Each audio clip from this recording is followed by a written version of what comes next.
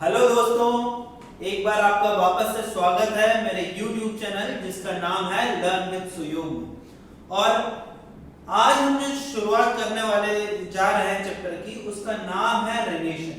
ठीक है, पिछले बार हमने पढ़ा सेट्स, और सेट्स में हमने देखा कि सेट क्या होता है, सेट को किस तरीके से रिप्रेजेंट करते हैं, सेट के ऑपरेशंस और उसकी प्रैक्टिकल एप्लीकेशन। अब हम आज जो चैप्टर शुरुआत करने जा रहे हैं ये है रिलेशन, और आपको इसको बड़े ध्यान से पढ़ना है क्योंकि भले हम इसे 11th में पढ़ रहे हैं, ये 12th में वापस से लौट के आने वाला है। और ये 12th का पूरा जो कैलकुलस है उसका आधार है, मतलब यहाँ से चीजें शुरू होती हैं, हमें समझना शुरू करनी है। थोड़ा सा कंसेप्चुअल भी है, आपको इसको थोड़ा ध्यान से समझना है। हम शुरुआत कर रहे हैं दोस्तों रिलेशन। तो सबसे पहले तो मैं आपसे पूछते हैं कि रिलेशन को शुरू करने से पहले एक टर्म देख लेते हैं, एक डेफिनेशन समझ लेते हैं जिसका नाम है ऑर्डर्ड पेयर्स। ठीक है, ऑर्डर्ड पेयर। तो आप मेरे साथ साथ लिखना शुरू कर दीजिए, ऑर्डर्ड पेयर। ये ऑर्डर्ड पेयर क्या होता है? ऑर्डर्ड पेयर का मतलब ये होता है कि अगर हमने कोई भी दो एलिमेंट्स को या तीन एलिमेंट्स को फिक्स्ड ऑर्डर में लिखा तो उसे हम ऑर्डर्ड पेयर बोलते हैं। ठीक है, तो आप इसकी कुछ इस तरह से डेफिनेशन बुक लिखिए। N ordered pair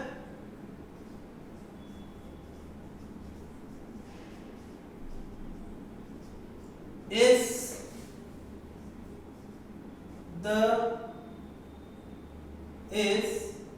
the set of two objects in a fixed order।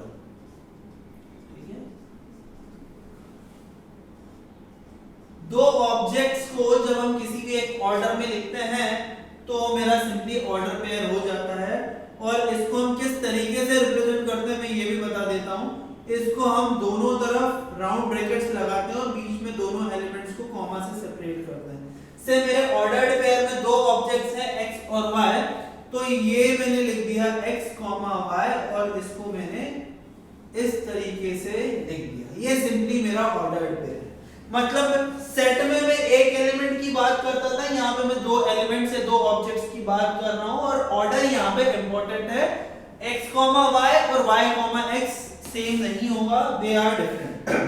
मैं ये भी लिख देता हूँ x, y is not equal to y, x, क्योंकि यहाँ पे ऑर्डर मैटर कर रहा है। बात समझ में आई? अब दो ऑर्डर पेयर क्या इक्वल हो सकते हैं? हाँ, इक्वल हो सकते हैं अगर दोनों के दोनों वैल्यूज मेरी सेम हो। तो इसी के साथ मैं थोड़ी सी चीज और बता देता हूँ इक्वालिटी ऑफ ऑर्डर पेयर के बारे में। आप लिखते रहिए मेरे साथ, इक्वालिटी ऑफ ऑर्डर्ड पेयर। तो टू ऑर्डर पेयर कब इक्वल होंगे? Two ordered pairs are equal. दो ऑर्डर पेयर इक्वल कब होंगे? If each element is equal. दो ऑर्डर पेयर तभी बराबर होंगे जब हर एक एलिमेंट भी क्या होगा? बराबर ही होगा। बात समझ में आई? मैं आपको एक उदाहरण के तौर पे समझा देता हूं। से मेरे को x प्लस y और x माइनस y का एक ऑर्डर पेयर दे रखा है जो 10 और 4 से बराबर है। अगर मुझे x और y की वैल्यू पूछिए तो मतलब ये अगर ऑर्डर पेयर मेरा बराबर है तो x प्लस y मेरा 10 के बराबर होना चाहिए और x माइनस y मेरा 4 के बराबर होना चाहिए। दोनों को जब मैं ऐड करूं तो 2x मेरा 14 के बराबर होना चाहिए, तो x मेरा 7 और y मेरा 3 के बराबर होना चाहिए। तो इस तरीके से ऑर्डर पेयर की इक्वालिटी की हम बात करते हैं। अब हम एक और बहुत ही इंपॉर्टेंट चीज पे आ रहे हैं दोस्तों, जिसका नाम है कार्टेशियन प्रोडक्ट। आप मेरे साथ हेडिंग डाल दीजिए, कार्टेशियन प्रोडक्ट ऑफ सेट्स।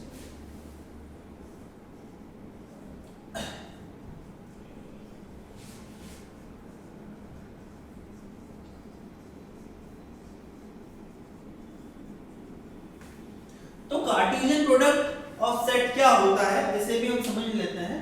मान लेते हैं कि ए और बी दो सेट हैं, तो आप मेरे साथ लिखिए let A and B are two sets. ठीक, अगर ए और बी दो सेट है तो आप इसको फिर इस तरह से लिखेंगे, then Cartesian product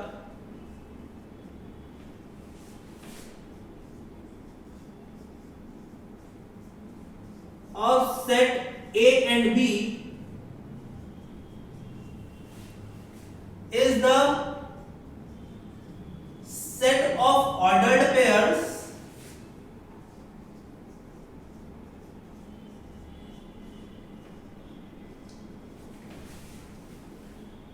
A comma B such that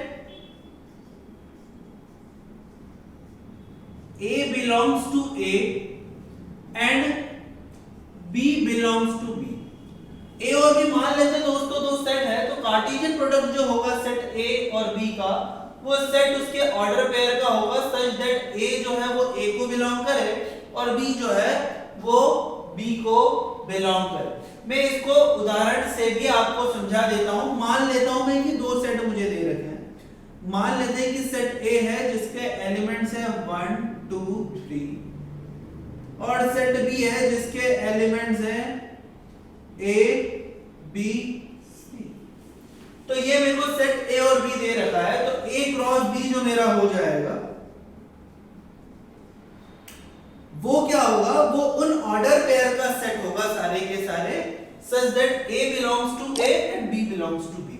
मतलब A का अगर मैं कोई एक एलिमेंट उठा लूं और B का अगर मैं कोई एक एलिमेंट उठा लूं और इसके जितने भी पॉसिबल ऑर्डर पेयर बन रहे हैं उसका एक सेट बना दूं, वो मेरा Cartesian product of set A B होगा। इसको हम जनरली A क्रॉस B से रिप्रेजेंट करते हैं।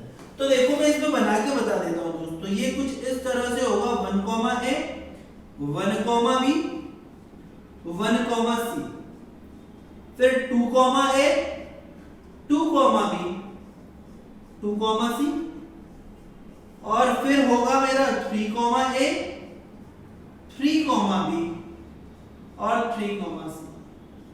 तो ये मेरे जो होंगे ये मेरे कार्टेशियन प्रोडक्ट होंगे सेट A क्रॉस B के। बात समझ में आई? This is the Cartesian product of my set A cross B।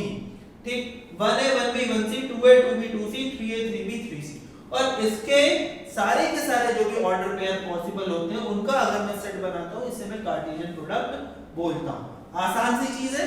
अब इसमें मैं कुछ एक चीज और लिखवा देता हूं, आप नोट कर लीजिए। पहली चीज ये है कि यहां पे A क्रॉस B और B क्रॉस A ये बराबर नहीं होंगे। A cross B is not equal to B cross 1 A और A 1 ये अलग अलग ऑर्डर पेयर है भाई, इसे हमें सेम नहीं लेना।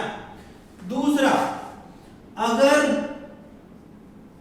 Number of elements in set A मान लो m हुए और number of elements in set B मान लो n हुए, तो नंबर ऑफ एलिमेंट्स जो होंगे सेट A क्रॉस B के वो हो जाएंगे mn। ठीक, नंबर ऑफ एलिमेंट्स होंगे जो A क्रॉस B में वो कितने हो जाएंगे, mn हो जाएंगे। ठीक है, ये हमारी चीज है। और तीसरी चीज है if कुछ भी na या nb मेरा 5 के बराबर रहा तो नंबर ऑफ एलिमेंट जो रहेंगे A क्रॉस B में, सॉरी नंबर ऑफ एलिमेंट जो रहेंगे मेरे A क्रॉस B में वो कितने हो जाएंगे, 5 हो जाएंगे। बात समझ में आई?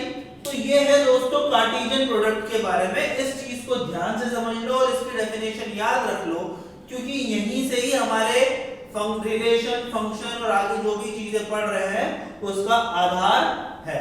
बात समझ में आई?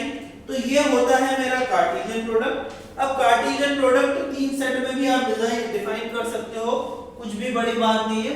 तो कार्टेशियन प्रोडक्ट जो 3 सेट का होगा वो क्या होगा, एक्चुअली ट्रिपलेट होगा, है ना। सो मैं एक उसकी भी बात कर लेते हैं कि कार्टेशियन प्रोडक्ट अगर 3 सेट में होगा तो किस तरीके से होगा। हालांकि ये इतना काम नहीं आएगा, हम आगे जो रिलेशन और फंक्शन पढ़ेंगे, पर फिर भी मैं जस्ट आपको अंडरस्टैंडिंग के लिए बता रहा हूं। मान लेता हूं यहाँ पे मैं थोड़ा सा छोटा सेट लूंगा दोस्तों। A मैंने कुछ भी ले लिया, से मैंने ले लिया A 1 2, सेट बी मैंने ले लिया a, b और सेट सी मैंने ले लिया अल्फा और बीटा। ये अल्फा और बीटा ग्रीक टर्म्स है जो पहली बार देख रहे हैं, डरना मत, है ना। सो a cross b cross c की अगर मैं बात करूं तो a cross b cross c simply कितना हो जाएगा, a cross b cross c में भी 2 × 2 × 2 8 टोटल एलिमेंट्स होंगे, 8 ऑर्डर पेयर होंगे। मैं इन्हें बना के बता देता हूं आपके लिए। 1a अल्फा, 1a बीटा, फिर उसके बाद हो जाएगा 1b अल्फा, 1b बीटा, फिर उसके बाद हो जाएगा 2a अल्फा और 2a बीटा। ठीक, फिर इसी तरह से 2b अल्फा और 2b बीटा। ठीक, तो इस तरह से हमने देखा कि कुल 8 मेरे ऑर्डर पेयर हो गए। अब ये ऑर्डर पेयर जो है ये डबलेट नहीं है, ट्रिपलेट है। तो ऐसे ट्रिपलेट भी हो सकता है और ये मेरा Cartesian product a cross b cross c define हो गया। इसी तरीके से अगर n एलिमेंट्स भी दे रखे हो, a1 a2 a3 up to an set भी दे रखे हो, तो मैं n सेट में भी मेरा कार्टेशियन प्रोडक्ट डिफाइन कर सकता हूं। इसमें कहीं से कहीं तक कोई भी प्रॉब्लम नहीं है। Number of elements in A is equal to number of elements in B है, तो यहाँ पे A B C अगर होंगे, मान लेंगे अगर number of elements in A है, number of elements in B है और number of elements in C है, तो नंबर ऑफ एलिमेंट जो होंगे दोस्तों A cross B cross C में वो हो जाएंगे A B C के बराबर।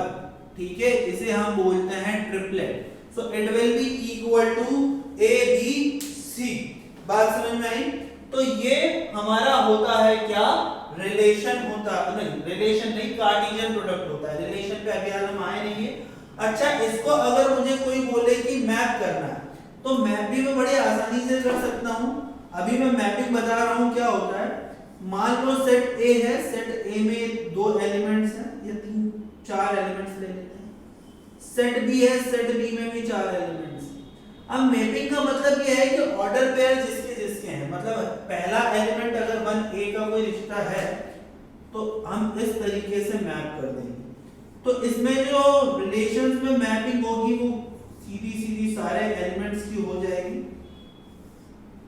हर एक एलिमेंट जो रहेगा वो हर एक से कहीं ना कहीं तरीके से एसोसिएट रहेगा। तो ये इस तरीके से मेरी मैपिंग रहेगी A क्रॉस B में। ठीक है, अगर 2 सेट दे रखे हैं तो ये वाली चीज होती है मेरी कार्टेशियन प्रोडक्ट के बारे में। ठीक है, अब कार्टेशियन प्रोडक्ट के बारे में के बाद दोस्तों जो चीजें हैं वो कुछ एक फंडामेंटल चीजें हैं, कुछ यूजफुल रिजल्ट्स हैं, सम प्रॉपर्टीज हैं। तो आप मेरे साथ साथ लिख लीजिए, इसको आप बड़ी आसानी से प्रूव कर सकते हैं। मैं इसको खूब ज्यादा खींचूंगा नहीं, क्योंकि जो इंपॉर्टेंट चीज है वो हमें आगे देखनी है। ठीक है, तो नेक्स्ट आप लिखिए some properties of Cartesian product.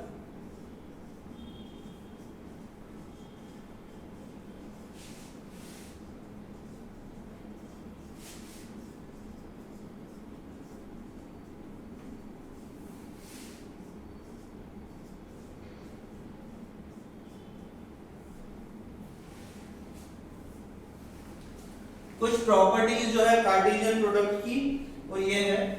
अब पहली प्रॉपर्टी कुछ ऐसी है कि अगर मुझे कुछ ऐसा दे रखा है A cross B union C, तो इसे मैं लिख सकता हूं भाई A cross B union A cross C।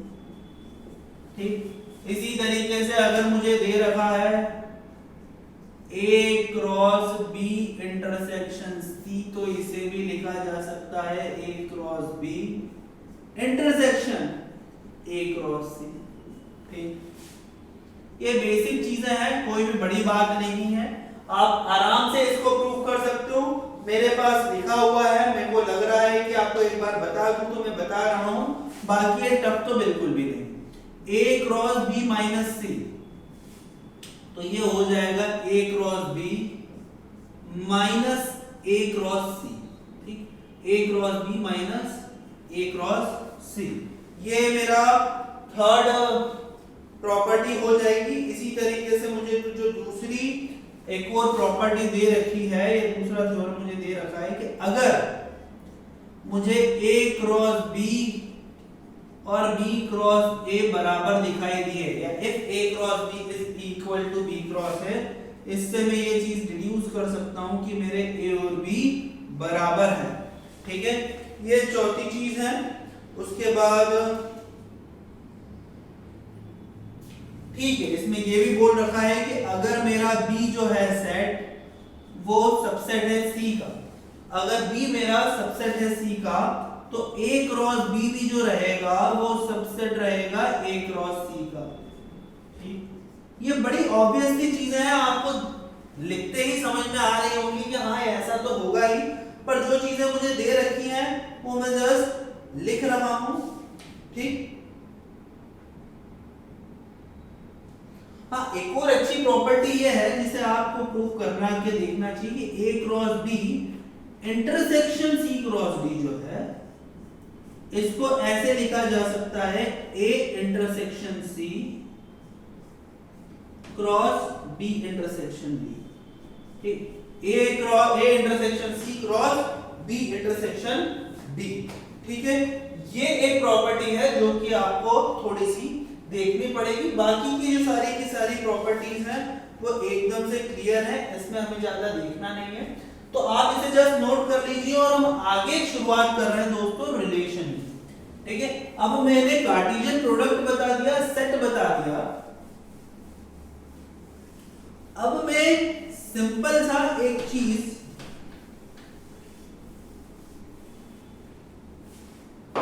बता रहा हूं, वो है relation.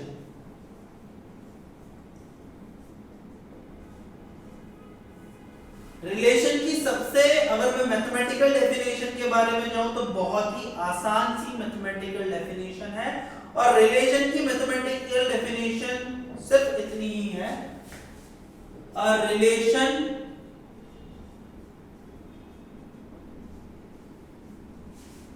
From A to B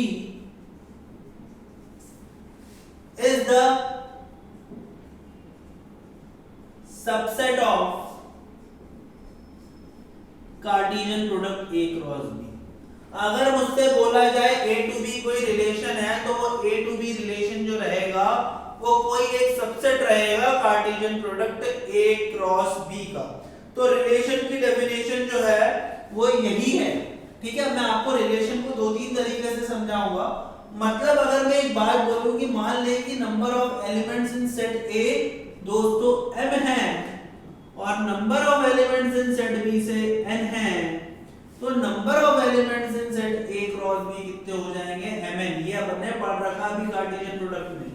तो A से B के बीच में जो रिलेशन बनेगा वो mn एलिमेंट्स जो मेरे रहेंगे, mn ऑर्डर पेयर रहेंगे, उसमें से आप किसी को भी उठा लो, कोई भी सबसेट बना लो, और सबसेट बना के जो चीज बन जाएगी वो मेरी रिलेशन रहेगी। बात समझ में आई? तो बस रिलेशन की मैथमेटिकल डेफिनेशन तो यही है। तो number of elements in A to B, A cross B हो जाएंगे mn। तो total number of possible relations, ये भी आप लिखिए, total number of possible relations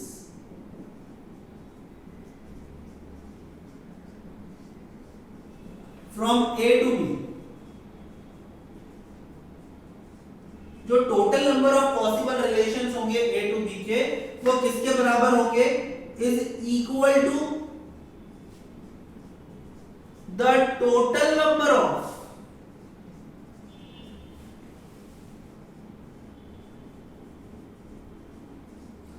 possible subsets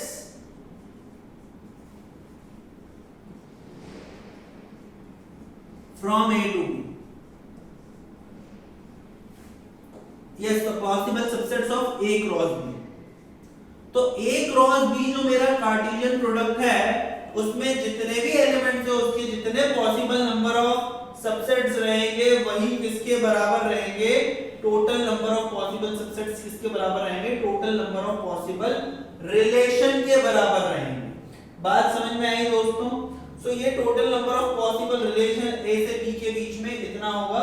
मतलब अगर ए क्रॉस बी में मेरे mn एलिमेंट्स हैं तो पॉसिबल नंबर ऑफ रिलेशंस जो रहेंगे, so total possible relations from A to B कितने रहेंगे? टोटल पॉसिबल रिलेशंस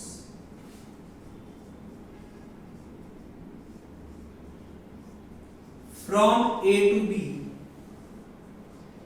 ये मेरे हो जाएंगे दोस्तों 2 रेज़ टू पावर m। ठीक है, बात समझ में आई?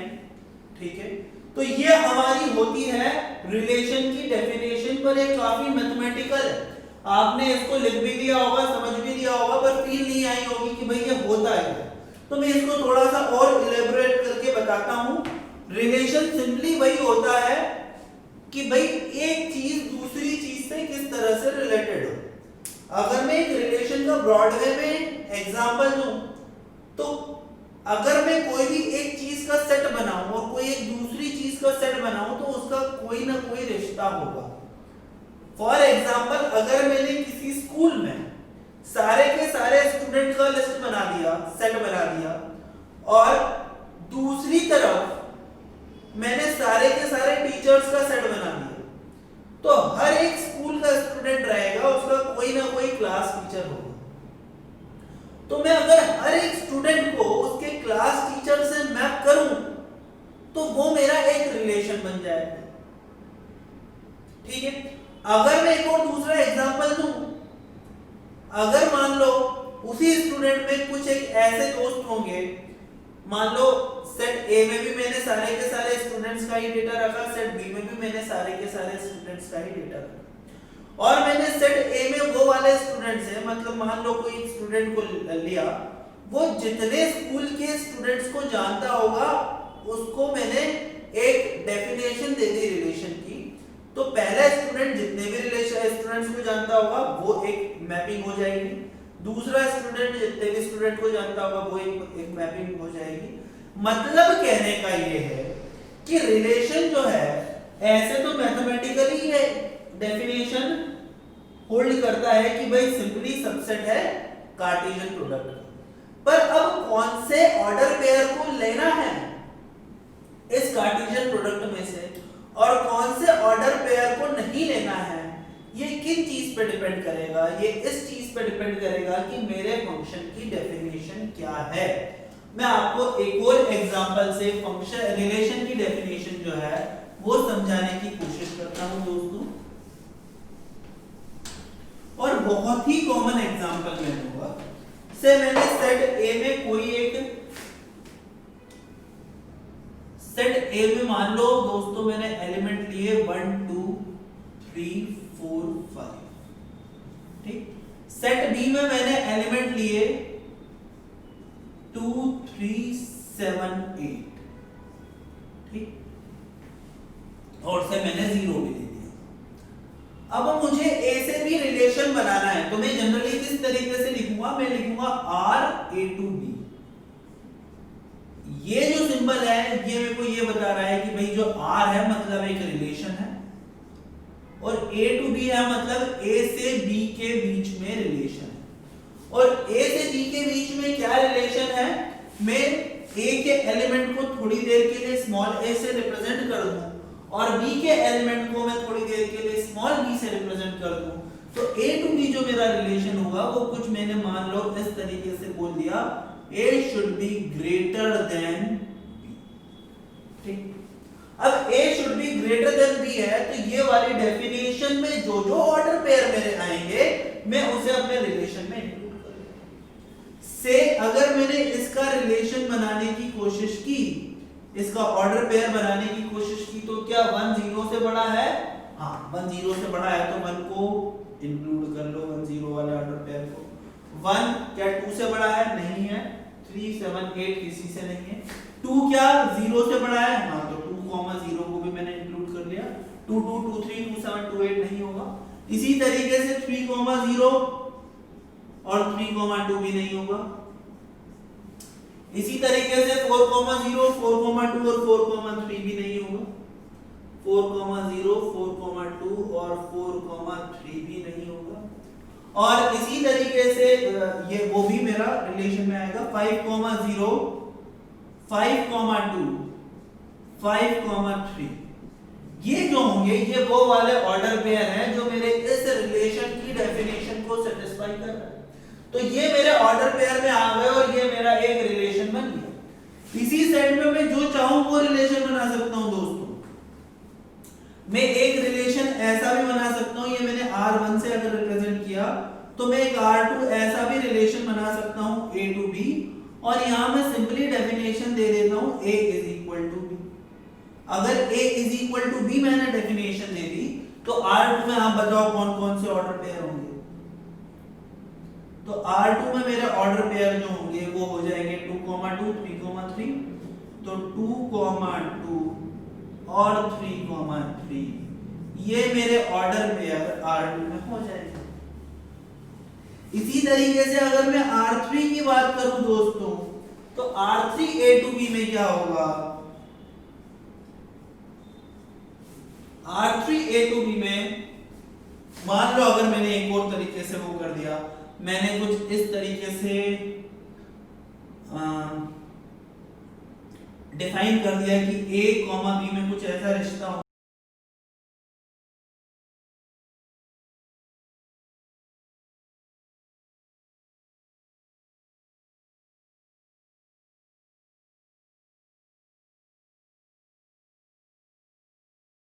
एक एम्प्टी रिलेशन बनेगा, इसकी डेफिनेशन में लिखवा दूं। इसी तरीके से मैं अगर R4 डिफाइन करूं, R4 मैंने A to B इस तरीके से डिफाइन किया कि मेरा A भी नेचुरल नंबर होना चाहिए और B भी नेचुरल नंबर होना चाहिए। तो आप देखो A भी नेचुरल नंबर, या मैं और अच्छा कर लेता हूं, मैं A और B दोनों को इंटीजर बोल देता हूं। तो अगर मैं A और B दोनों को इंटीजर से रिप्रेजेंट करूं तो मेरे सारे के सारे 25 ऑर्डर पेयर जो होंगे वो इस रिलेशन में आ जाएंगे। तो रिलेशन में कौन सा ऑर्डर पेयर आएगा और कौन सा ऑर्डर पेयर नहीं आएगा वो इस डेफिनेशन पे डिपेंड करता है दोस्तों, ठीक है। और मैथमेटिकल डेफिनेशन तो यही होती है कि भाई जितने पॉसिबल नंबर ऑफ सबसेट्स होंगे उतने पॉसिबल नंबर ऑफ रिलेशंस होंगे, ठीक है। तो इस तरीके से हमें रिलेशन को समझना है कि कोई भी एक सेट में जो एलिमेंट्स हैं वो दूसरे सेट से जिस डेफिनेशन से रिलेटेड है उन्हीं सारे ऑर्डर पेयर के लिस्ट को हम रिलेशन बोलेंगे। बात समझ में आई? तो ये होता है हमारे रिलेशन के बारे में। मैं जाते जाते आपको रिलेशन की 3 डेफिनेशन और बताऊंगा। डेफिनेशन तो क्या मैं 3 जो इंपॉर्टेंट डेफिनेशन है रिलेशन से रिलेटेड वो बता देता हूं, पर उससे पहले मैं ये भी बता देता हूं कि रिलेशन को किन-किन तरह से हम रिप्रेजेंट कर सकते हैं। एक तो मैंने आपसे बोला कि जो ऑर्डर पेयर है उसका एक सेट बना लो, वो एक रिलेशन हो गया। तो एक तो ऑर्डर पेयर से आप लिस्ट करके रिलेशन को डिनोट कर सकते हो। दूसरा तरीका होता है मैपिंग से। अगर मुझे यही के यही R1 की मैपिंग करनी हो तो मैं R1 की मैपिंग इस तरह से कर सकता था दोस्तों, R1 A to B, और यहां पे मेरी डेफिनेशन क्या दे रखी है, A is greater than B। मैं सेट A बनाता और दूसरी तरफ मैं सेट B बनाता। सेट A में 1 2 3 4 5 मैं लिख लेता, ये जो मेरे 5 एलिमेंट होते 1 2 3 4 5। सेट B में मैं लिख लेता 2 0 2 3 7 8।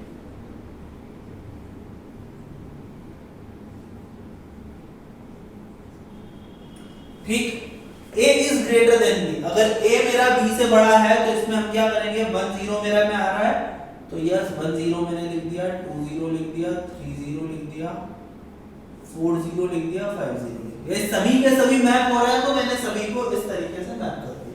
1 2 नहीं आ रहा है, 2 2 नहीं आ रहा है, 3 2 आ रहा है दोस्तों, तो 3 2 को भी हम मैप कर देते हैं। देखो 4 2 और 4 3 आ रहा है तो 4 2 और 4 3 को भी मैंने मैप कर दिया।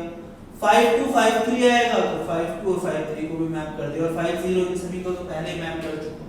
तो इसी रिलेशन को या तो आप इस तरीके से ऑर्डर पेयर में मैप कर सकते हो, या दूसरा तरीका ये है जहां पे आप इस तरीके से मैप कर सकता हूं। तो ये दो तरीके होते हैं जहां पे मैं ऑर्डर पेयर में चीजों के दो तरीके होते हैं जहां से मैं रिलेशन को मैप करता हूं, रिलेशन को रिप्रेजेंट करता हूं। और भी तरीके होंगे पर ये दो सबसे ज्यादा यूज होने वाले तरीके हैं।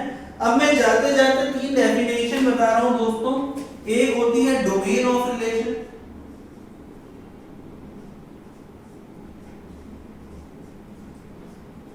अब ये डोमेन क्या होता है किसी भी रिलेशन का? डोमेन ये होता है कि अगर कोई भी रिलेशन मुझे दे रखा है तो ये जो पहले नंबर पे जितने भी एलिमेंट का सेट है जो बी से रिलेटेड है वो मेरा डोमेन हो जाएगा। ठीक है, मैं आपको R1 के साथ एग्जांपल देके भी बता दूंगा। तो आप इसमें डोमेन में लिखेंगे the set of all elements in A which is related to B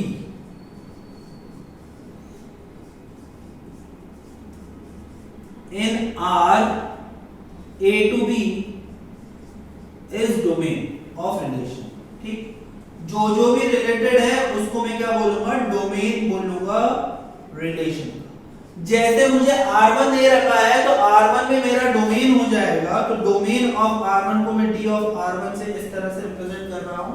D stands for domain और R1 मेरा रिलेशन है। तो इसको मैं किस तरह से रिप्रेजेंट कर रहा हूं? देखो कौन कौन से एलिमेंट से जो मैप हो रहा है, 1 भी हो रहा है, 2 हो रहा है, 3 हो रहा है, 4 हो रहा है, 5 हो रहा है। तो मैं 1 2 3 4 5 का एक सेट बना दूंगा। और अगर मैं 1 2 3 4 5 का सेट बनाऊंगा तो ये वाला जो चीज है ये मेरा डोमेन हो जाएगा रिलेशन का। ठीक, इसी तरीके से range of relation,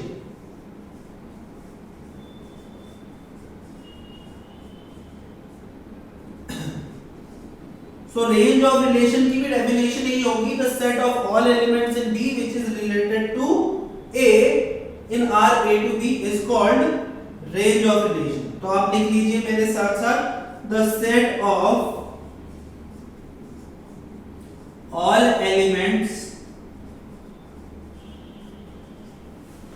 in B which is related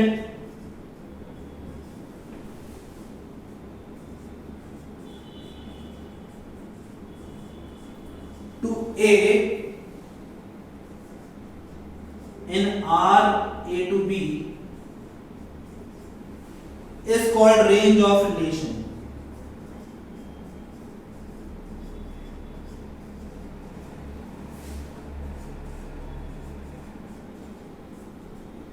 उससे हम क्या बोलेंगे?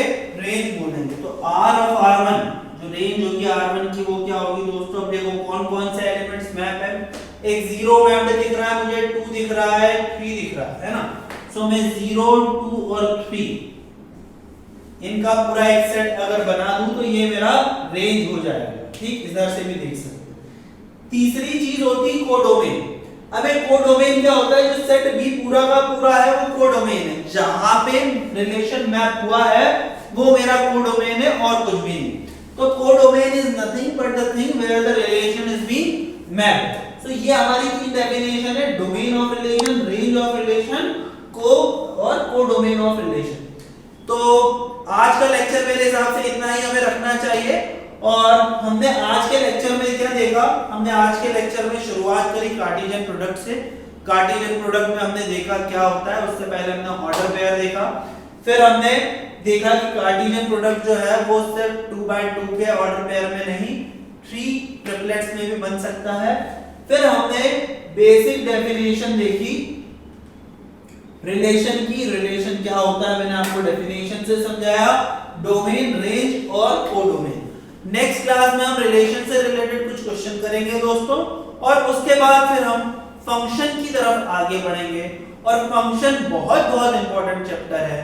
क्लास 11th में तो हम बड़े ही बेसिक लेवल पे करने वाले हैं, पर क्लास 12th में ये बहुत ही क्रिटिकल और बहुत इंपॉर्टेंट चैप्टर है। आपको इसको बड़े ध्यान से पढ़ना है। ठीक है, तो इतना ही रखते हैं दोस्तों। Thank you very much. मिलते हैं हम अगले लेक्चर।